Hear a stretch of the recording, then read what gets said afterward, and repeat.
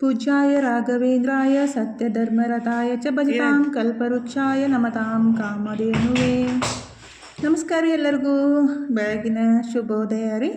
ಎಲ್ಲರೂ ಹೆಂಗದಿರಿ? ಆರಾಮದಿರೇನು? ನಾವು ಆರಾಮದೀವಿ ನೋಡ್ರಿ. ನೀವು ಎಲ್ಲರೂ ಆರಾಮದ್ರಿ ಅಂತ ಅಂದ್ಕೊಂಡು ಇವತ್ತಿನ ಲಾಗ್ನ ಸ್ಟಾರ್ಟ್ ಮಾಡಿದ್ನು. ಬರೀ ಇದು 2 ದಿವಸದಿಂದ ಲಾಗ್ ಆಗಿರೋದು ನೋಡ್ರಿ.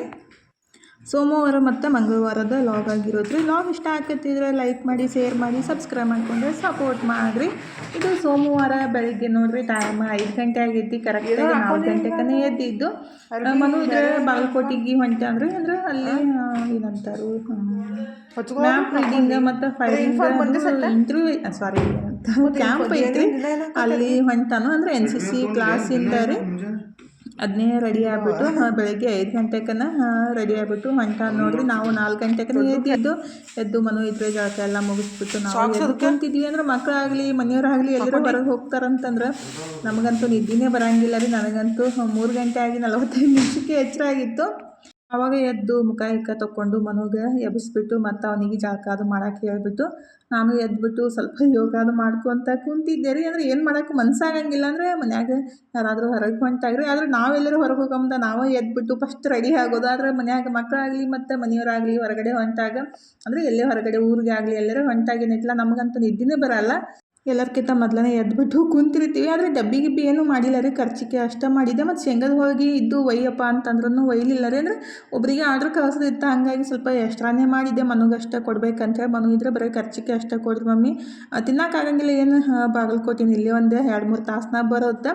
ಮತ್ತು ಅಲ್ಲಿ ಹೋದ ಕೂಡಲೇ ಕ್ಲಾಸ್ ಒಳಗನೆ ಊಟ ಅದೆಲ್ಲ ಇರುತ್ತಲ್ಲ ರೀ NCC ಕ್ಲಾಸ್ ಒಳಗೆ. ಹಾಗಾಗಿ ಅಂದ್ರೆ ಅದು ಕ್ಯಾಂಪ್ ಒಳಗನೆ ಅದಕ್ಕಾಗಿ ಏನೂ ತೊಗೊಂಡು ಹೋಗಲಿಲ್ಲ ರೀ. ಆ್ಯಕ್ಚುಲಿ ಗಾಡಿ ಮೇಲೆ ಒಯ್ದು ಬಿಟ್ಟಿದ್ರು. ಮನು ಇದ್ರೆ ನಿನ್ನೆ ರಾತ್ರಿ 11 ಗಂಟೆಗೆ ಬಂದ್ರಿ. ಅಂದರೆ ಅವ್ರ ಫ್ರೆಂಡ್ ಬರ್ತಡೇ ಇತ್ತಂತ.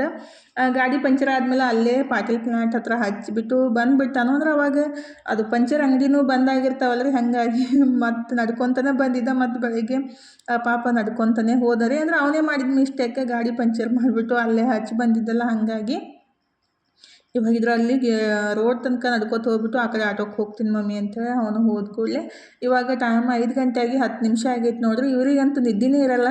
ರಾತ್ರಿ ಎಷ್ಟೊತ್ತಿಗಾದರೂ ಬಾಗ್ಲ ತೆಗಿಲಿ ಓಡ್ಕೊತ ಬಂದುಬಿಡ್ತಾರೆ. ಏನಾದರೂ ಹಾಕ್ಬಿಟ್ರೆ ಖುಷಿಯಿಂದ ಹೋಗ್ತಾರೆ, ಇಲ್ಲಾಂದ್ರೆ ಸುಮ್ಮನೆ ಹಂಗೆ ಹೋಗ್ತಾರೆ. ಹಾಗಾಗಿ ನಮ್ಮ ಮನೆಯವರಿದ್ರೆ ಚಪಾತಿ ತಂದು ಹಾಕಕ್ಕಂತಾರೆ ನೋಡ್ರಿ. ಅಂದರೆ ಸ್ವಲ್ಪ ಏನಾದರೂ ಹಾಕಿಬಿಟ್ರೆ ಮತ್ತು ಅವರಿಗೆ ಸಮಾಧಾನ ಆಗುತ್ತಲ್ಲ. ಅದಕ್ಕಾಗಿ ಇನ್ನೊಬ್ಬಕ್ಕೆ ಬಂದಿಲ್ಲ ಅಂದರೆ ಗಿಡ್ಡಿ ಅಂತೀವಲ್ಲ ರೀ, ಅದು ಬಂದಿಲ್ಲ ಅಂದರೆ ಅದಕ್ಕೆ ಎಷ್ಟೇ ಕರೆದು ಬಿಟ್ರೂ ಬರೋಂಗೇ ಇಲ್ಲ ಒಂದೊಂದು ಸಲ.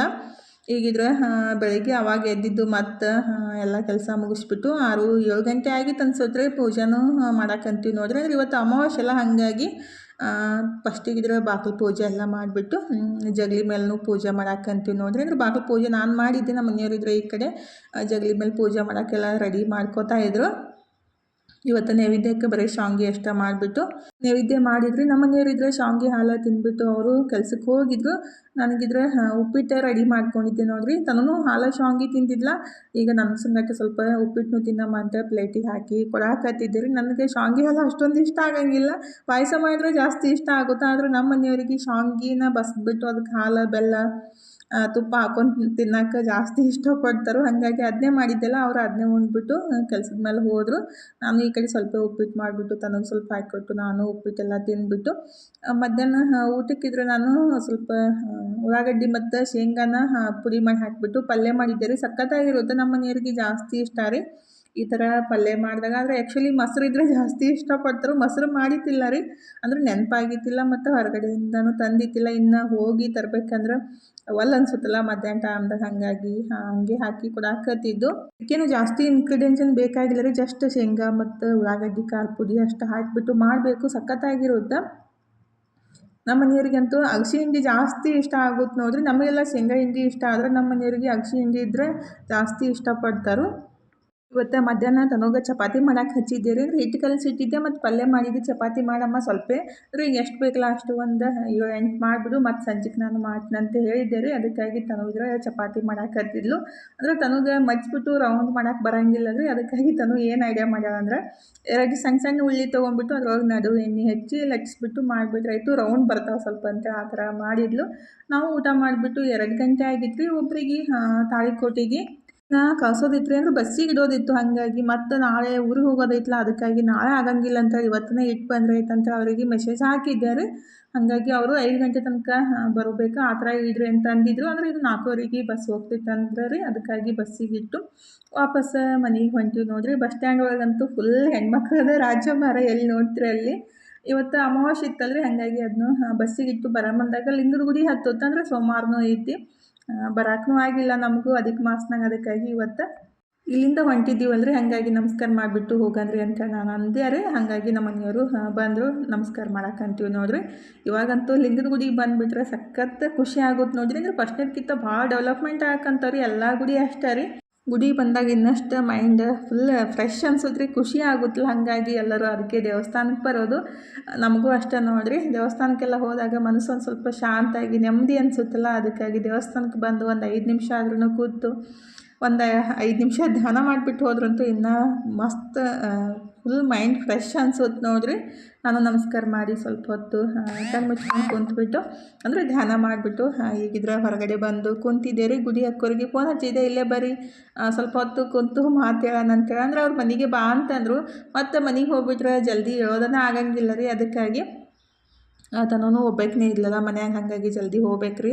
ಇಲ್ಲೇ ಬರೀ ಒಂದು 5 ನಿಮಿಷ ಮಾತು ಹೇಳ್ಬಿಟ್ಟು ಅಂದರೆ ಭೇಟಿ ಆಗಿಬಿಟ್ಟು ಹೋಗೋಣ ಅಂತೇಳಿ ಇಲ್ಲಿ ತನಕ ಬಂದಿದ್ದೀವಲ್ಲ, ಹಾಗಾಗಿ ಭೇಟಿ ಆಗ್ಬಿಟ್ರೆ ನಮಗೂ ಖುಷಿ ಆಗುತ್ತೆ, ಅವರಿಗೆ ಖುಷಿ ಆಗುತ್ತೆ ಅಂಥೇಳಿ ಫೋನ್ ಹಚ್ಚಿದ್ದೆ. ಇಲ್ಲಿ ಅಂದ್ರೆ ಮನೆ ಗುಡಿ ಹಿಂದೆ ಇರೋದ್ರಿ, ಆದ್ರೂ ಮತ್ತು ಮನೆಗೆ ಹೋಗ್ಬಿಟ್ರೆ ಲೇಟ್ ಆಗುತ್ತೆ, ಜಾಸ್ತಿ ಹೊತ್ತು ಕೊಡೋದಾಗ್ಬಿಡುತ್ತೆ. ಇನ್ನಷ್ಟು ಕೂಡ್ರಿ ಅಂತಾರೋ, ಅದಕ್ಕಾಗಿ ಇಲ್ಲೇ ಬಂದು ಕುಂತಿದ್ವಿ. ಮತ್ತು ಜ್ಯೂಸ್ ತಂದು ಕೊಟ್ಟರು, ಜ್ಯೂಸ್ ಎಲ್ಲ ಕುಡಿದ್ಬಿಟ್ಟು ಮತ್ತು 4 ಗಂಟೆಗೆ ಮನೆಗೆ ಬಂದೆವು ನೋಡ್ರಿ. ಬಂದುಬಿಟ್ಟು ನಾನಂತೂ ಫುಲ್ ಒಂದು ದೊಡ್ಡ ಗ್ಲಾಸ್ ನೀರು ಕುಡಿದು ಮನ್ಕೊಂಬಿಟ್ಟೆಕ್ರಿ.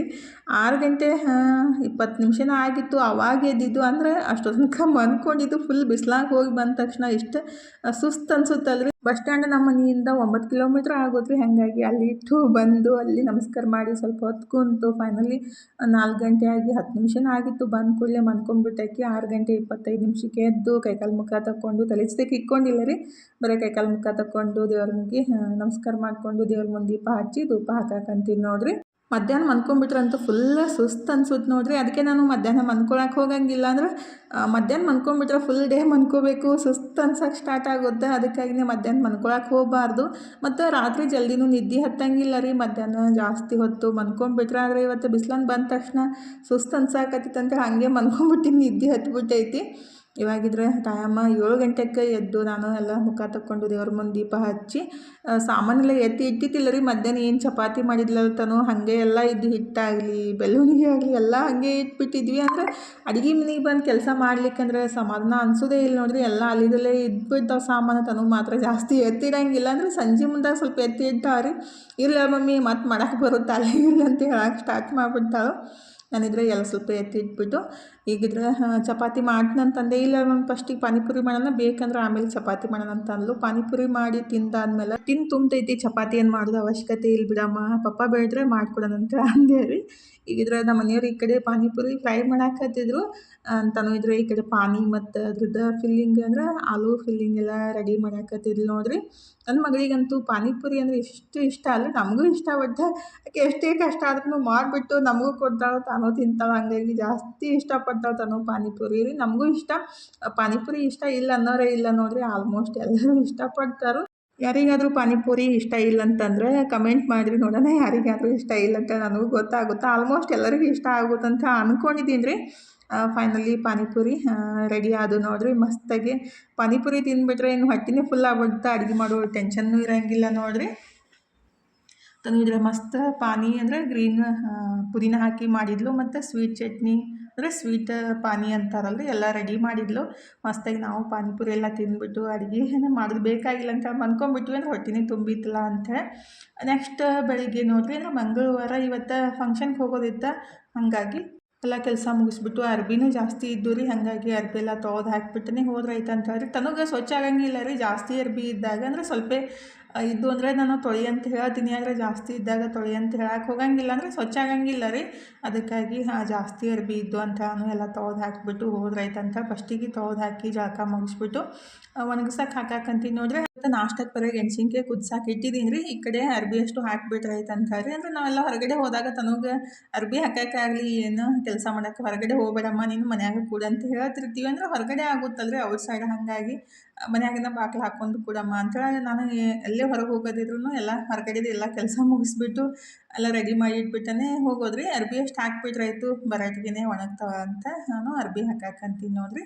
ಅರ್ಬಿ ಎಲ್ಲ ಹಾಕಿಬಿಟ್ಟು ಸ್ವಲ್ಪ ಗೆಣಸಿನ್ಕಾಯಿ ತಿಂದ್ಬಿಟ್ಟು ರೆಡಿ ಆಗೋಣ ಅಂತ ಹೇಳ್ರಿ. ನಮ್ಮ ಮನೆಯವ್ರಿಗೆ ನಾನು ಅರ್ಬಿ ಹಾಕಿ ಬರೋಕ್ಕೆ ತನಕ ಅವರೇ ಗೆಣಸಿನ್ಕಾಯಿ ಸುಲ್ಕೊಂಬಿಟ್ಟು ಹಾಲು ಬೆಲ್ಲ ಹಾಕಿ ಅವರು ತಿಂದ್ರೆ ಅವರಿಗೆ ಗೆಣಸಿನ್ಕಾಯಿ ಹಾಲು ಅಂದರೆ ಜಾಸ್ತಿ ಇಷ್ಟ ಆಗುತ್ತೆ ರೀ. ಅದನ್ನ ತಿಂದುಬಿಟ್ರೆ ನಾಷ್ಟನೂ ಬಿಡೋಂಗಿಲ್ಲ ಅವರು. ನಾನು ಸ್ವಲ್ಪ ಹಂಗೆ ತಿಂದ್ಬಿಟ್ಟು, ಅಂದರೆ ನನಗೆ ಬೆಳಗಿನ ಜಾವ ಹಾಲು ಬೆಲ್ಲ ಹಾಕ್ಕೊಂಡು ತಿನ್ನೋಕೆ ಅಷ್ಟು ಇಷ್ಟ ಆಗಂಗಿಲ್ಲ. ಹಾಗೆ ನಾನು ಸ್ವಲ್ಪ ಗೆಣಸಿನ್ಕಾಯಿ ತಿಂದ್ಬಿಟ್ಟು ಫೈನಲಿ ರೆಡಿ ಆಗಿಬಿಟ್ಟು ಹೊಂಟಿದ್ದೀವಿ ನೋಡ್ರಿ. ಅಂದರೆ 70 ಕಿಲೋಮೀಟ್ರ್ ಹೋಗಬೇಕು ಗಾಡಿ ಮೇಲೆ. ಅದೇ ಒಂದು ಬೇಸರ ನನಗೆ. ಅಂದರೆ ಬಿಸ್ಲಾಗ ಹೋಗೋದಂದ್ರೆ ಬಿಸಿಲು ಗಾಳಿ ಸಿಕ್ಕಾಪಟ್ಟೆ ಇರುತ್ತೆ ರೀ. ಗಾಳಿ ಅಂತೂ ಇವಾಗ ಇಷ್ಟ ಐತಲ್ಲ ಫುಲ್ ಸುಸ್ತು ಹೊಡೆಯುತ್ತೆ, ಅಷ್ಟು ಗಾಳಿ ಬಿಸಿಲು ಐತ್ರಿ. ಆದ್ರೂ ಹೋಗಲೇಬೇಕಲ್ಲ ಹೇಳ್ಯಾರ ಅಂತಂದಮೇಲೆ ಎಲ್ಲಿ ಹೊಂಟೀವಿ ಅಂತೇಳಿ ಹೇಳ್ತೀನಿ ಬೇರೆ.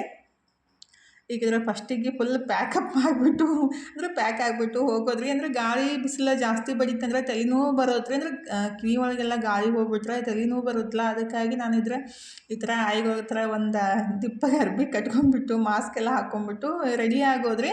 ಅದನ್ನೇ ಮುಖಕ್ಕೂ ಅರ್ಬಿ ಕಟ್ಕೋಬೋದು, ಆದರೆ ಮೂಗೆ ವಂಕಾಗಕ್ಕೆ ಸ್ಟಾರ್ಟ್ ಆಗ್ಬಿಡುತ್ತೆ ರೀ. ಅರ್ಬಿ ಟೈಟಾಗಿ ಕಟ್ಕೊಂಡಾಗ ಮೂಗು ಬ್ಯಾನ್ ಆಗಕ್ಕೆ ಸ್ಟಾರ್ಟ್ ಆಗುತ್ತೆ. ಅದಕ್ಕಾಗಿ ಮಾಸ್ಕ್ ಹಾಕ್ಕೊಂಬಿಟ್ರೆ ಬೆಸ್ಟ್ ಆಗುತ್ತೆ ನೋಡಿರಿ. ಅಂದರೆ ಡಸ್ಟ್ ಎಲ್ಲ ಹೋಗಂಗಿಲ್ಲ. ಅಂದರೆ ನಾವು ಒಂದು ದಿವಸ ಹೋಗಿ ಬಂದುಬಿಟ್ರು ಅದು 2-3 ದಿವ್ಸಗಟ್ಟಲೆ ತಲೆನೋವು ಬಂದುಬಿಡುತ್ತೆ ರೀ ಬಿಸಿಲಾಗ. ಅದಕ್ಕಾಗಿ ಈ ಥರ ಮುಖಕ್ಕೆ ಕಟ್ಕೊಂಡು ಮಾಸ್ಕ್ ಹಾಕ್ಕೊಂಡು ಚಸ್ಮಾ ಎಲ್ಲ ಹಾಕೊಂಡ್ಬಿಟ್ಟು ಹೋಗ್ಬಿಟ್ರೆ ಸ್ವಲ್ಪ ಸೇಫ್ಟಿಯಾಗಿರ್ತೀವಿ ಮತ್ತು ಸ್ವಲ್ಪ ತ್ರಾಸನೂ ಕಮ್ಮಿ ಆಗುತ್ತೆ ರೀ. ಇಲ್ಲಾಂದರೆ ಹಂಗೆ ಗಾಳಿಗೆ ನಾವು ತಲೆ ಕಟ್ಕೋದೇ ಹೋಗ್ಬಿಟ್ರೆ ಇತ್ಲು ತಲೆನೋವು ಜಲ್ದಿನೇ ಬಂದುಬಿಡುತ್ತೆ ರೀ. ನನಗಂತೂ ಆಲ್ರೆಡಿ ಟ್ಯಾಬ್ಲೆಟ್ ತೊಗೋಬೇಕಂತೇಳಿ ನಾನು ತೊಗೊಂಡ್ಬಿಟ್ಟು ಹೊಂಟಿದ್ದು. ಅಂದರೆ ಸ್ವಲ್ಪ ತಲೆನೋವು ಸಾಕಂತಿಲ್ಲ ಟ್ಯಾಬ್ಲೆಟ್ ತೊಗೊಂಡ್ಬಿಟ್ರೆ ಕಮ್ಮಿ ಆಗುತ್ತೆ ರೀ. ಜಾಸ್ತಿ ಆಗಿಬಿಟ್ರೆ ಟ್ಯಾಬ್ಲೆಟ್ ತೊಗೊಂಡ್ರೂ ಕಮ್ಮಿ ಆಗಂಗಿಲ್ಲ. ಅದೇ ಒಂದು ಪ್ರಾಬ್ಲಮ್ ನಮ್ಗೆ. ಎಲ್ಲರೇ ಹೊರಗಡೆ ಹೋಗೋದಾದ್ರೆ ತಲೆನೋವು ಜಲ್ದಿ ಬಂದುಬಿಡುತ್ತೆ. ಅದಕ್ಕಾಗಿನೇ ಒಂದು ಟ್ಯಾಬ್ಲೆಟ್ ತೊಗೊಂಡ್ರೂ ಪರವಾಗಿಲ್ಲ, ಮತ್ತು ತ್ರಾಸು ಮಾಡ್ಕೋದು ಆಗಂಗಿಲ್ಲಲ್ರಿ. ಅದು ತಲೆನೋವು ಸಹಿಸ್ಕೋದೂ ಆಗಂಗಿಲ್ಲ. ಅದಕ್ಕಾಗಿ ಟ್ಯಾಬ್ಲೆಟ್ ಎಲ್ಲ ತೊಗೊಂಡ್ಬಿಟ್ಟೇ ರೆಡಿಯಾಗಿ ಹೊಂಟಿದ್ದು. ಫೈನಲಿ ಬಿಜಾಪುರ ದಾಟ್ತೀವಿ ನೋಡಿರಿ. ಇನ್ನು ಗುಡ್ಡಾಪುರನೂ ಬಂತು. ಆ್ಯಕ್ಚುಲಿ ಸಂಕ ದಾಟಿದ ಕೂಡಲೇ ಗುಡ್ಡಾಪುರ ಇರುತ್ತೆ ರೀ. ಅಂದರೆ 9 ಕಿಲೋಮೀಟ್ರ್ ಆಗುತ್ತೆ ಅನ್ಸುತ್ತೆ. ಹಂಗಾಗಿ ನಾವು ಫಸ್ಟಿಗೆ ಜಲ್ದಿನೇ ಮನೆಯಿಂದ ಹೊಂಟಿದ್ದು, ಅಂದರೆ 10 ಗಂಟೆ ಒಳಗಡೆ ಹೊಂಟಿದ್ದು. ಆಮೇಲೆ ಗುಡ್ಡಾಪುರಕ್ಕೆ ಹೋಗಿ ನಮಸ್ಕಾರ ಮಾಡಿಕೊಂಡು ಸಂಕಕ್ಕೆ ವಾಪಸ್ ಬಂದು ಫಂಕ್ಷನ್ ಮುಗಿಸ್ಕೊಂಡು ಬಿಜಾಪುರಕ್ಕೆ ಬರೋಣ ಅಂತಾರೆ. ಅಂದರೆ ಫಂಕ್ಷನ್ ಮುಗಿಸ್ಕೊಂಡು ಹೋದರೆ ಮತ್ತಲ್ಲಿ ಮಳೆ ಗಾಳಿ ಸ್ಟಾರ್ಟ್ ಆಗ್ಬಿಡ್ತಂದ್ರೆ ಸಂಜೆ ಮುಂದಾಗ ಹೋಗೋಕೆ ಆಗಂಗಿಲ್ಲ ಅಂತೇಳಿ ಆ್ಯಕ್ಚುಲಿ ಅಧಿಕ ಮಾಸ ಒಳಗೆ ಬರಬೇಕಂದಿತ್ತು, ಬರೋಕ್ಕಾಗಿತ್ತಿಲ್ಲ ರೀ. ಹಾಗಾಗಿ ಈಗಿದ್ರೆ ಫೈನಲಿ ಗುಡ್ಡಾಪುರಕ್ಕೆ ಬಂದು ರೀಚ್ ಆದೀವಿ ನೋಡಿರಿ. 2 ತಾಸು ಮಿನಿಮಮ್ ಬೇಕಾಗುತ್ತೆ. ಈಗ ಗುಡ್ಡಾಪುರಕ್ಕೆ ಬಂದು ಗುಡಿ ಒಳಗೆ ಹೊಂಟೀವಿ ನೋಡಿರಿ. ಒಂಥರ ಏನೋ ಗುಡಿಗೆ ಹೋಗಿ ಬಂದುಬಿಟ್ರೆ ಜಾಸ್ತಿ ಖುಷಿ ಆಗುತ್ತಿಲ್ಲ. ಇಲ್ಲಿ ಹೂ ಮಾರಾಕತ್ತಿದ್ರು. ನಮ್ಮ ಮನೆಯವ್ರಿದ್ರೆ ಹೂ ತೊಗೋತೀನಿ ತಗೋ ಅಂತ ಅನ್ನಕತ್ತಿದ್ರು. ಹಾಗಾಗಿ ಒಂದು ಮೊಳ ಹೂ ಕೊಡಿಸಿದ್ರು. ತೊಗೊಂಬಿಟ್ಟು ನಾನು ತಲೆ ಹಾಕ್ಕೊಂಬಿಟ್ಟು ಇನ್ನು ಗುಡಿ ಒಳಗೆ ಹೊಂಟೀವಿ ನೋಡಿರಿ. ಇವಾಗಂತೂ ಗುಡಿ ಭಾಳ ಡೆವಲಪ್ಮೆಂಟ್ ಆಗೈತೆ ರೀ. ಅಂದರೆ ನಾವು ಮೊನ್ನೆ ಒಂದು ಸಲ ಬಂದಾಗ ನಾನು ಅಂದ್ರೆ ಹೋದ ವರ್ಷ ಅನಿಸುತ್ತೆ, ಅಂದ್ರೆ ನಮ್ಮ ಆ್ಯನಿವರ್ಸರಿಗೆ ರೀ ಮೊನ್ನೆ ಮಂತ್ರಾಲಯಕ್ಕೆ ಹೋಗಿ ಬಂದಿದ್ದು. ಅಷ್ಟು ಸಲ ಗುಡ್ಡಾಪುರಕ್ಕೆ ಹೋಗಿದ್ದು. ಅವಾಗ ಅಷ್ಟೊಂದು ಡೆವಲಪ್ಮೆಂಟ್ ಇದ್ದಿದ್ದಿಲ್ಲ ರೀ. ಇನ್ನು ಮಾಡಾಕತ್ತಿದ್ರು. ಅಂದರೆ ಎಲ್ಲ ಇದು ಪರಿಸಿ ಎಲ್ಲ ತೆಗೆದ್ಬಿಟ್ಟು ಗುಡಿ ಸುತ್ತೆಲ್ಲ ಕಟ್ಟಾಕತ್ತಿದ್ರು. ಸ್ವಲ್ಪ ಇದು ಅನಿಸಿತ್ತು. ಈಗಂತೂ ಎಲ್ಲ ಫುಲ್ ರೆಡಿ ಆಗ್ಬಿಟ್ಟೈತೆ ನೋಡಿರಿ. ಎಷ್ಟು ಮಸ್ತ್ ಕಾಣಕತ್ತೈತಲ್ರಿ. ಎಲ್ಲ ದೇವಸ್ಥಾನ ಅಷ್ಟೇ ಭಾಳ ಅಂದ್ರೆ ಭಾಳ ಚಂದ ರೆಡಿ ಮಾಡಾಕಂತಾರು. ನೋಡಕ್ಕೆ ಒಂಥರ ಖುಷಿ ಆಗುತ್ತಲ್ರಿ. ಹಾಗಾದ್ರೆ ಇಲ್ಲಿ ಒಂದು ಬಾವಿ ಥರ ಮಾಡ್ಯಾರು. ಅಂದರೆ ಅದು ಒಬ್ಬರು ರೊಕ್ಕನ ಕೊಟ್ಟಿರ್ತಾರಲ್ಲ ಅವ್ರ ಹೆಸರು ಹಾಕಿಬಿಟ್ಟು ಬಾವಿ ಥರ ಮಾಡಿ ಅಲ್ಲಿ ಇಟ್ಟಾರಿ. ಅಂದರೆ ನೋಡೋಕೆ ಒಂಥರ ಖುಷಿ ಅನಿಸುತ್ತೆ ಎಲ್ಲ ಥರ ಅಂಥೇಳಿ. ಮತ್ತು ಇಲ್ಲಿ ಹೂವಿನ ಕುಂಡ ಥರ ಮಾಡ್ಯಾರ. ಅಂದರೆ ಅಗ್ನಿಕುಂಡ ಮಾಡ್ತಾರೋ ಏನು ಮಾಡ್ತಾರೋ ಗೊತ್ತಿಲ್ಲ. ಆದರೆ ಈ ಥರ ಒಂದು ಕಲ್ಲಿಂದನ ಕಟ್ಟಿದ್ರೆ ರೀ. ನೋಡಕ್ಕೂ ಮಸ್ತ್ ಕಾಣಕತ್ತಿತ್ತು. ನಾವು ಗುಡ್ಡಾಪುರಕ್ಕೆ ಬಂದು ಮುಟ್ಟೋ ತನಕ ಟೈಮ್ 11:30 ಆಗಿತ್ತು ನೋಡಿರಿ. ಮಧ್ಯಾಹ್ನ ಪೂಜೆ ಸ್ಟಾರ್ಟ್ ಆಗಿತ್ತು. ಅವಾಗ ದೂರಿನ ದರ್ಶನವೂ ಸಿಗೋಲ್ಲ ಮತ್ತು ಒಳಗಡೆ ಹೋಗಾಕೂ ಆಗಂಗಿಲ್ಲ ರೀ. ಅಂದರೆ ಪೂಜೆ ಮುಗಿ ತನಕ ಯಾರಿಗೆ ಹೊರಗೆ ಬಿಡಂಗಿಲ್ಲ ರೀ. ಅಂದರೆ ಒಳಗೆ ಬಿಡಂಗಿಲ್ಲ ರೀ. ಹಾಗಾಗಿ ನಾವು ಇಲ್ಲಿ ನಂಬರ್ ಹಚ್ಬಿಟ್ಟು ಕುಂತೀವಿ ನೋಡಿರಿ. ಅಂದರೆ ಜಾಸ್ತಿ ಜನ ಇದ್ದಿದ್ದಿಲ್ಲ, ಆದ್ರೂ ಪೂಜೆ ನಡೆದಿತ್ತಲ್ರಿ. ಹಾಗಾಗಿ ಒಳಗೆ ಬಿಡಂಗಿಲ್ಲ ಅಂಥೇಳಿ ಕುಂತಿದ್ವಿ. ಪೂಜೆ ಎಲ್ಲ ಮುಗಿದ್ಮೇಲೆ ಒಳಗಡೆ ಬಿಡಕ್ಕೆ ಸ್ಟಾರ್ಟ್ ಮಾಡ್ತಾರೆ. ಇವಾಗ ಪೂಜೆ ನಡೆದೈತೆ ನೋಡಿರಿ. ಎಲ್ಲರೂ ಅಲ್ಲಿ ನಿಂತಾರಲ್ಲ, ಅಲ್ಲಿ ನಿಂತಾಗಿನಿತ್ಲ ಮುಂದೆ ಪೂಜೆ ಮಾಡೋದು ಕಾಣಿಸ್ತಿರ್ತೈತಿ. ನಾ ಅದನ್ನೇ ಅನ್ನಕತ್ತಿದ್ದೆ ನಮ್ಮ ಮನೆಯವ್ರಿಗೆ, ಅಲ್ಲೇ ನಿಂತಿದ್ರೆ ಚಲೋ ಇತ್ತು ನೋಡ್ರಿ, ಪೂಜೆ ಮಾಡೋದು ಕಾಣಿಸ್ತಿತ್ತು.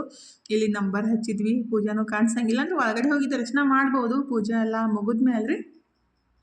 ಹಂಗಾಗಿ ಪೂಜೆ ಸ್ಟಾರ್ಟ್ ಆದ ಕೂಡಲೇ ಎಲ್ಲರೂ ಎದ್ದು ನಿಂತಿದ್ವಿ. ಇಷ್ಟು ತನಕ ಒಂದು ತಾಸಿಂದನೂ ಕುಂತಿದ್ವಿ ರೀ, ಅಂದ್ರೆ 12 ಗಂಟೆ ಆಗಿ ಹೋಗಿತ್ತು. ಫೈನಲಿ 12 ಗಂಟೆ ಆದಮೇಲೆ ಪೂಜೆ ಎಲ್ಲ ಆದಮೇಲೆ ಅಂದ್ರೆ 3 ಸಲ ಪೂಜೆ ಇರುತ್ತೆ ರೀ, ದಾನಮ್ಮನ ಪೂಜೆ ರೀ. ಮುಂಜಾನೆ, ಮಧ್ಯಾಹ್ನ, ಸಂಜೆಗೆ ಅವಾಗ ಪೂಜೆ ನಡೆದಾಗ ಏನಿತ್ತಲ್ಲ ಎಲ್ಲ ಕ್ಲೋಸ್ ಮಾಡಿಬಿಟ್ಟು ಪೂಜೆ ಎಲ್ಲ ಸ್ಟಾರ್ಟ್ ಮುಗಿದ್ಮೇಲೆ ಬಾಗ್ಲ ತೆಗಿಯೋದು. ಇವಾಗಿದ್ರೆ ನಾವು ಪೂಜೆ ಎಲ್ಲ ಮುಗಿದ್ಮೇಲೆ ಫಸ್ಟಿಗೆ ಇಲ್ಲಿ ಸೋಮನಾಥಗೆ ದರ್ಶನ ಮಾಡಿಕೊಂಡು ಆಮೇಲೆ ದಾನಮ್ಮ ತಾಯಿನ ದರ್ಶನ ಮಾಡೋಕ್ಕೆ ಹೊಂಟಿದ್ವಿ ನೋಡಿರಿ. ಆ್ಯಕ್ಚುಲಿ ಇಲ್ಲಿ ಕ್ಯಾಮ್ರಾ ಅಲಾವಿಲ್ಲ, ನಾನು ಸ್ವಲ್ಪ ವಿಡಿಯೋನ ಮಾಡಿದ್ದು ಅಂದ್ರೆ ಫೋನ್ ಹಿಡ್ಕೊಂಡ್ಬಿಟ್ಟು ಜಾಸ್ತಿ ಎಲ್ಲ ವಿಡಿಯೋ ಮಾಡ್ತೀವಿ ಅಂದರೆ ಅಲ್ಲಿ ಪರ್ಮಿಷನ್ ಇರೋಂಗಿಲ್ಲ ರೀ. ನಿಮ್ಸ್ಲಂದು ನಾನು ಸ್ವಲ್ಪ ಒಂದು ಕ್ಲಿಪ್ ಅಷ್ಟೇ ತೊಗೊಂಡಿದ್ದು. ಫೈನಲಿ ನಮಸ್ಕಾರ ಮಾಡಿಬಿಟ್ಟು ಹೊರಗಡೆ ಬಂದ್ವಿ ನೋಡಿರಿ. ಟೈಮ್ 12:30 ಆಗಿತ್ತು. ಲೇಟನ ಆಯಿತು. ನಮ್ಮ ಮನೆಯವ್ರು ಅನ್ನಕತ್ತಿದ್ರು ಫಂಕ್ಷನ್ ಸ್ಟಾರ್ಟ್ ಆಗಿರಬೇಕು, ಲೇಟ್ ಆಯ್ತು ಅಂತ ಅನ್ನಕತ್ತಿದ್ರು. ಅಂದ್ರೆ ಮಧ್ಯಾಹ್ನ ಇರೋದು ಬೇಡ್ರಿ ಫಂಕ್ಷನ್ನ, ಟೈಮ್ಗೆ ಹೋಗ್ತೀವಿ ಅಂತ ಅಂದ್ಬಿಟ್ಟು ನಾವು ಫೈನಲಿ ವಾಪಸ್ ಸಂಕಕ್ಕೆ ಹೊಂಟೀವಿ ನೋಡ್ರಿ. ಅಂದ್ರೆ ಸಂಕ ಒಳಗೆ ಫಂಕ್ಷನ್ ಇರೋದು, ಅದಕ್ಕಾಗಿ ಸಂಕಕ್ಕೆ ಬಂದ್ವಿ. ಅಲ್ಲಿ ನಮಗಂತೂ ರೋಡೇ ಗೊತ್ತಿಲ್ಲ. ಮತ್ತು ನಮ್ಮ ಮನೆಯವರು ಯಾರಿಗೆ ಫೋನ್ ಹಚ್ಚಿಬಿಟ್ಟು ಕೇಳಿದ್ರು, ಅಂದ್ರೆ ಅವ್ರ ತಮ್ಮಗೆ ಫೋನ್ ಹಚ್ಚಿ ಕೇಳಿದ್ರು ಯಾವ ಕಡೆ ಬರಬೇಕು ಅಂತ. ಮತ್ತು ಅವ್ರು ಹಿಂಗೆ ಬಾ ಅಂತ ಹೇಳಿದ ಕೂಡಲೇ ನಾವಿದ್ರೆ ಬೇರೆ ಊರಿಗೆ ಹೋಗ್ಬಿಟ್ಟಿದ್ವಿ, ಹಂಗೆ ಸ್ಟೇಟ್ ರೀ. ಅಂದ್ರೆ ಅವರು ಸಂಕಿಂದ 8-9 ಕಿಲೋಮೀಟ್ರ್ ಅವ್ರ ಹೊಲ ಐತ್ರಿ, ಹೊಲದಾಗ ಐತಿ ಫಂಕ್ಷನ್. ನಾವು ಫಸ್ಟ್ ಟೈಮ್ ಬಂದಿದ್ದಲ್ಲ, ಹಾಗಾಗಿ ನಮ್ಗೆ ಗೊತ್ತೇ ಇದ್ದಿತ್ತಿಲ್ಲ. ಅದು ರೋಡ್ ಹಿಡ್ಕೊಂಡು ಸ್ಟೇಟ್ ಬರ್ರಿ ಅಂತ ಹೇಳಿಬಿಟ್ರು. ಆವಾಗ ನಾವು ರೋಡ್ ಹಿಡ್ಕೊಂಡು ಸ್ಟೇಟ್ ಹೋದ್ವಿ. ಅದು ಏನು ಎಲ್ಲಿ ಗೊತ್ತಾಗಲಾಗಿತ್ತು. ಮತ್ತು ಅಲ್ಲಿ ಒಂದು ಊರು ಬಂತು, ಅಂಕಲ್ಗಿ ಅಂತೇಳಿ. ಅಂಕಲ್ಗಿ ಊರಿನ ತನಕನೂ ಹೋದ್ವಿ. ಆಮೇಲೆ ಅಲ್ಲಿ ಹೋಗಿ ಫೋನ್ ಹಚ್ತೀವಿ, ನೀವು ಭಾಳ ಮುಂದೆ ಹೋಗಿರಿ, ವಾಪಸ್ ಬಂದುಬಿಟ್ಟು ಕೆರೆ ಹತ್ರ ಹೊಳಬೇಕು, ಅಲ್ಲಿಂದ ಮತ್ತು 4-5 ಕಿಲೋಮೀಟ್ರ್ ಐತೆ ಅಂತ ಹೇಳಿದ್ರು. ಹಾಗಾಗಿ ಮತ್ತು ಹಿಂಗೋ ಮಾಡಿ ಅಂದ್ರೆ ನಮ್ಮ ಮನೆಯವ್ರ ತಮ್ಮ ಮತ್ತು ಕರ್ಯಾಕೆ ಬಂದರು. ನಮಗಂತೂ ಸಿಗ್ತಿತ್ತಿಲ್ಲ ರೀ. ಹಾಗಾಗಿ ಅವ್ರು ಬಂದ ಕೂಡಲೇ ಮನೆಗೆ ಬಂದರು, ನೀರು ಕೊಟ್ಟರು. ಇವಾಗಿದ್ರೆ ಅಲ್ಲಿ ದೇವರ ಕರ್ಸ್ಕೊಂಡಿದ್ರು. ಅಂದರೆ ನಮ್ಮ ಕಡೆ ಏನಾದರೂ ಫಂಕ್ಷನ್ ಇದ್ದಾಗ ಈ ಥರ ದೇವರನ್ನ ಅಂದರೆ ಊರು ದೇವರ ಕರ್ಸ್ಕೊಂಡ್ಬಿಟ್ಟು ಪೂಜೆ ಎಲ್ಲ ಮಾಡ್ತಾರೆ. ಹಾಗಾಗಿ ದೇವರನ್ನು ಕರ್ಸ್ಕೊಂಡಿದ್ರು. ಅಲ್ಲಿ ನಮಸ್ಕಾರ ಮಾಡಿಬಿಟ್ಟು ನಮ್ಮ ನೆಗೇಣಿ ಮತ್ತು ನಮ್ಮ ಇದನ್ನ ಎಲ್ಲರೂ ಬಂದಿದ್ರು ಆಲ್ರೆಡಿ, ನಮ್ಮ ನೆಗೇಣಿ ಮಕ್ಕಳು ಅದೆಲ್ಲ. ಅವ್ರ ಜೊತೆಯಲ್ಲಿ ನಾನು ಸ್ವಲ್ಪ ಹೊತ್ತು ಕುಂತ್ಬಿಟ್ಟು ಫಂಕ್ಷನ್ ನಡೆದಿತ್ತಲ್ರಿ, ಹಾಗಾಗಿ ಫಂಕ್ಷನ್ನು ನೋಡ್ಕೊತ ಹೊರಗಡೆ ಸ್ವಲ್ಪ ಹೊತ್ತು ಕುಂತಿದ್ವಿ. ಮತ್ತು ಇವರು ನಮ್ಮ ನಾದಿನಿ ಮತ್ತು ನಮ್ಮ ಅತ್ತೆ ತಂಗಿ ಅದನ್ನೆಲ್ಲ ಅವರೆಲ್ಲ ಬಂದಿದ್ದರು. ಅವ್ರ ಜೊತೆ ಎಲ್ಲ ಸ್ವಲ್ಪ ಮಾತಾಡಿಬಿಟ್ಟು ಫೈನಲಿ ಊಟ ಮಾಡೋಣ ಅಂತ ಊಟಕ್ಕೆ ಕುಂತೀವಿ ನೋಡಿರಿ. ನಮ್ಮ ಉತ್ತರ ಕರ್ನಾಟಕ ಜವಾರಿ ಊಟ ರೀ. ಅಂದರೆ ಇದು ಮಹಾರಾಷ್ಟ್ರ, ಆ್ಯಕ್ಚುಲಿ ಸಂಕ ಮಹಾರಾಷ್ಟ್ರ ಬರೋದ್ರಿ. ಇಲ್ಲಿ ಅದೇ ಥರ ಇರುತ್ತೆ ನಮ್ಮ ಕಡೆ ಏನು ಊಟ ಇರುತ್ತಲ್ಲ, ಸಜ್ಜಿ ರೊಟ್ಟಿ ಮತ್ತು ಟೊಮೊಟೊ ಚಟ್ನಿ, ಬದ್ನಿಕಾಯಿ ಪಲ್ಯ, ಬಜ್ಜಿ, ಚಪಾತಿ ಮತ್ತು ಬ್ಯಾಳಿ, ಹುಗ್ಗಿ ಮಾಡಿದ್ರೆ ಊಟ ಎಲ್ಲ ಮುಗಿಸ್ಬಿಟ್ಟು ಫಂಕ್ಷನ್ ಇನ್ನೂ ನಡೆದಿತ್ತು ನೋಡಿರಿ. ಹುಡುಗರಂತೂ ಎಷ್ಟು ಮಸ್ತ್ ಡ್ಯಾನ್ಸ್ ಮಾಡಾಕತ್ತಿದ್ವಲ್ಲ. ಅಂದರೆ ನಾವು ಸಿಟಿ ಒಳಗೆ ಜಾಸ್ತಿ ಡೆವಲಪ್ಮೆಂಟ್ ಆಗೈತೆ ಅಂತೀವಿ ರೀ, ಅದಕ್ಕಿಂತ ಜಾಸ್ತಿ ಹಳ್ಳಿ ಒಳಗೆ ಎಲ್ಲರೂ ಡೆವಲಪ್ಮೆಂಟ್ ಆಗ್ಯಾರ, ನಾವೇ ಇನ್ನೂ ಹಿಂದೆ ಹೋದೀವಿ ಅಂತ ಅನ್ಸಾಕತ್ತಿತ್ತು.